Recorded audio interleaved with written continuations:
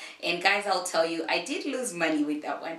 But for me to be back here, it's really, really something, something big for me personally. Welcome back. This is your girl Matilda, and I'm so glad to have you here today. And especially that it is my first video that I am actually creating after launching the Kwacha tribe. And y'all, I am so excited. You have no idea. So guys, in this video, I wanted to go through the stages. I know I did a video, if you haven't watched it already, how to register a company in Zambia. And so I wanted to make this video to just let you know how I did it, because it was a whole process. I had to create a legal entity, basically registering a company and going through the stages and making sure that everything was legal and everything was in tip-top shape for you guys, so when you get to my website, you're able to do the things that I envision it to do. So guys, this is what it is about. So first of all, guys, I launched my website, which is Kwacha Tribe, all about financial literacy, all about getting us the right information so that we can make the right money moves. I launched it less than a month ago from making this video. So I'm so excited because first of all, you guys have been super supportive. You have given me more than 1,000 visits in less than 3 weeks to my website. Now, for me, that's a big achievement. So guys, thank you so much. But the reason I've created this video is you need to know the stages I went through, and I want to document and share with you how I actually got to that point. No worries, I'm going to really summarize it for you so that you kind of get the gist of it all. So guys, if you didn't watch my video on how to register a company in Zambia, you can get it in, I'll put it somewhere on top there, or you can get it in one of my videos and watch it. But this one is a walkthrough, a literal walkthrough of how I got to this point where I have a website, and my website is able to process payments and allow you to watch my content, give you 30 days access to that content, and also allow us to interact and chat and create like a community in the back end. So guys, this is how it started. So the step one was registration. Now, of course, with registration, there's so many layers in it. Number one is, of course, I registered with PACRA, which is the Patents and Companies Registration Agency in Zambia. So like in the other video that I made about registering a company in Zambia, you take less than a week to do that. Even a week is a lot of days, but you take less than 5 days to do that. So what you will need to have with you, of course, is your NRC, a copy of your NRC or proof of identity, which can be a passport or NRC. And also maybe and also the proof of residency, so where you live, a utility bill, things like that, and some letters just authorizing you to do what it is you want to do. And also if you need a commission of oaths, by PACRA there's a commission of oaths there already if you don't have access to one. So once I was done with my registration process, I registered the company as a limited company, and then I was off to my second registration phase, which was registering with the Zambia Revenue Authority, that is ZRA. Now, before I actually registered with ZRA, I had to give it a lot of thought because, guys, once you get into these registration things, just know it's no longer child's play. This is the big boy or big girl table. This is where you get serious about your business. If you have a business and you're not registered, you have the type of business that's just like, quick, easy, blah, blah, blah, which is good for a start, but you have to grow. Because that's when you get to the big boy table. That's when you get to the big girl table and, serious decisions are made. So anyway, guys, I went on, registered with ZRA. This took me less than a day to do. And also, the only reason I took longer than I thought I would is because I wasn't very clear about the type of tax I should register for.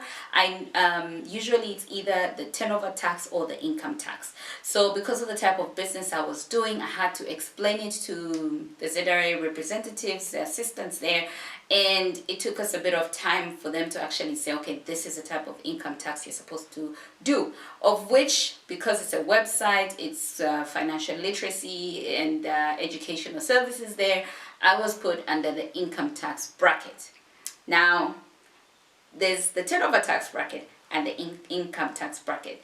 If you were to ask me, they both have the benefits and they have the disadvantages.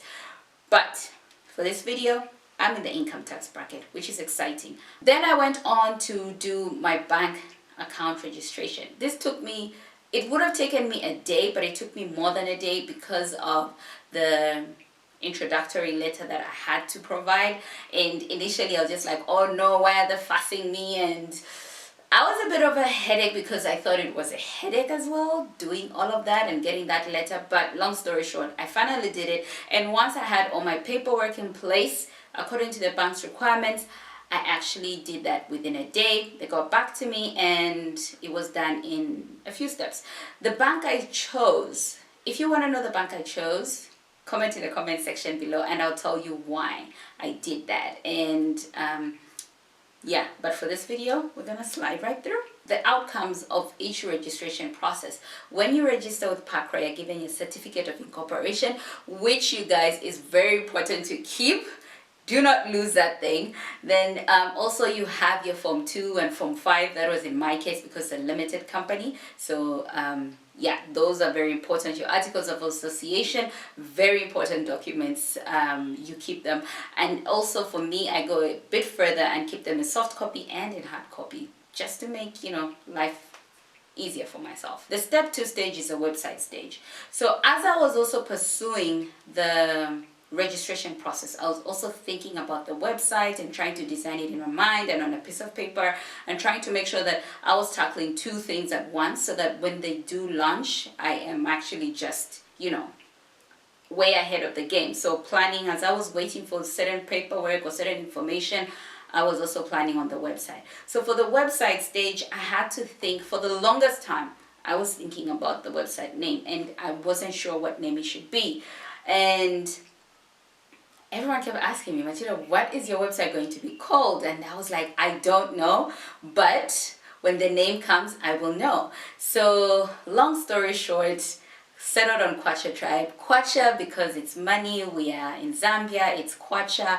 And Tribe because I wanted a community, you know, currently the trend is community. So after getting my name in order, the next thing I had to do is figure out my hosting services, figure out what type of skeleton I was going to be using.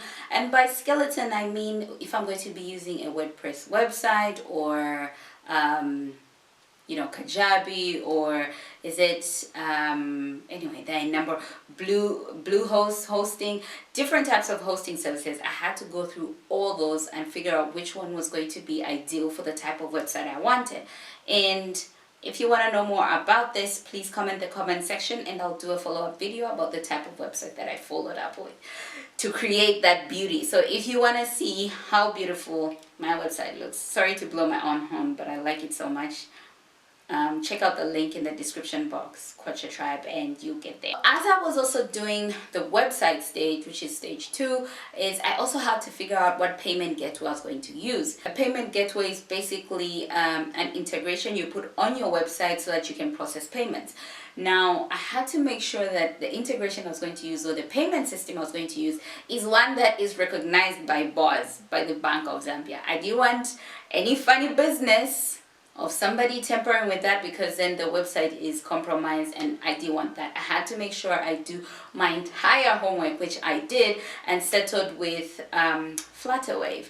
So currently I do not have any issues with them. I'm currently enjoying how they do things. So the 3rd stage, which is my final stage for this lesson, is the promotion stage. Now, as I was creating this website, I didn't want to talk too far. I didn't want to talk too ahead of things because I didn't know when the website was going to launch, and I didn't want people coming in looking for the website and then it wasn't ready. So I had to time it perfectly. I had to make sure that when I do talk about it or launch my video talking about my website was somewhat ready to receive guests and also just do the minimum work required. So what I had to do when promoting it was my website was do an early launch. I launched it early and made sure the people that came in signed up and made sure that I could see what was happening in the back end. And by the 1st of October, people that signed up on my website